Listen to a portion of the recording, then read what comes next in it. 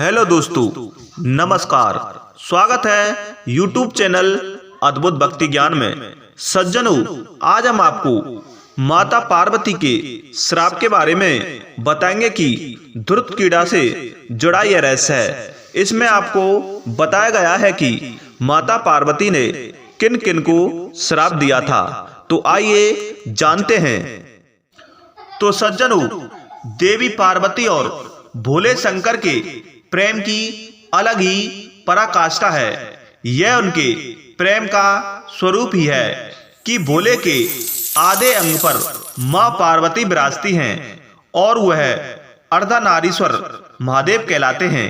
लेकिन एक बार कुछ ऐसा हुआ कि देवी पार्वती ने भोलेनाथ को श्राप दिया था।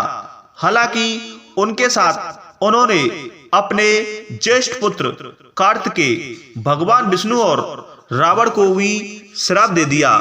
तो आइए जानते हैं क्या यह रहस्य है। सज्जनों, पौराणिक कथा के अनुसार एक बार भोलेनाथ ने माता पार्वती के साथ धूर्त कीड़ा खेलने की अभिलाषा प्रकट की। इसमें भगवान शंकर अपना सब कुछ हार गए। हारने के बाद भोलेनाथ ने अपनी अलग ही लीला रची। उन्होंने पत्ते से बने वस्त्र पहने और गंगा तट पर पहुंच गए।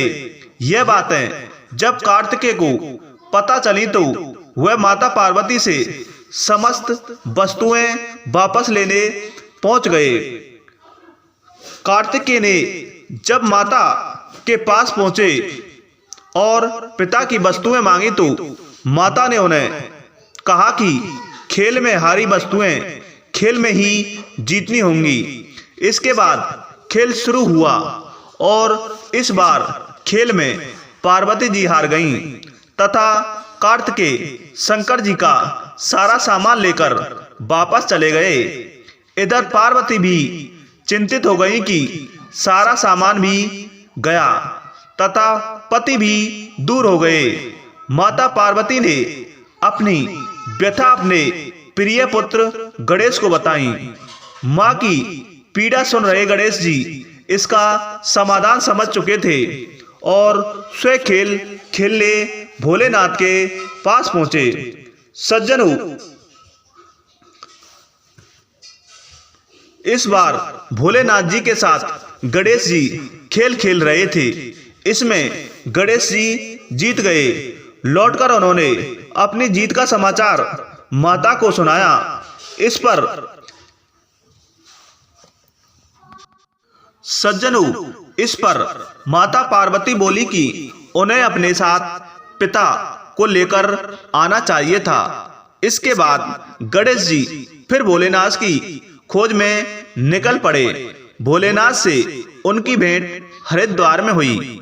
उस समय भोलेनाथ भगवान विष्णु व कार्तिकेय के साथ भ्रमण कर रहे थे।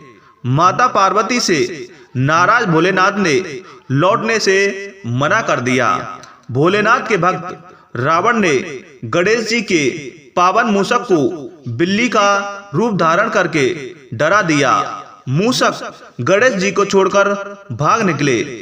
सज्जनों, इधर भगवान विष्णु ने भोले शंकर की इच्छा के पासा का रूप धारण कर लिया। गणेश जी ने माता के उदास होने की बात भोलेनाथ को कह सुनाई। इस पर भोलेनाथ बोले कि हमने नया पासा बनाया है। अगर तुम्हारी माता पुनः खेल खेलने की सहमत हो तो मैं वापस चल सकता हूँ। सज्जनों, गणेश जी के आश्वासन पर भोलेनाथ माता पार्वती के पास पहुंचे और खेलने को कहा। इस पर माता पार्वती ने उनसे पूछा कि अब उनके पास खेल में हारने के लिए क्या है। बंधु, तब माता पार्वती की यह बात सुनकर भोलेनाथ चुप हो गए। इस पर नारद जी ने अपनी वीणा उन्हें सौंप दी। इस खेल में भोलेनाथ हर बार जीतने लगे। एक दो पासे फेंकने के बाद गणेश जी सारी बात समझ गए। उन्होंने पासे के रूप में भगवान विष्णु का रहस्य माता पार्वती को बता दिया।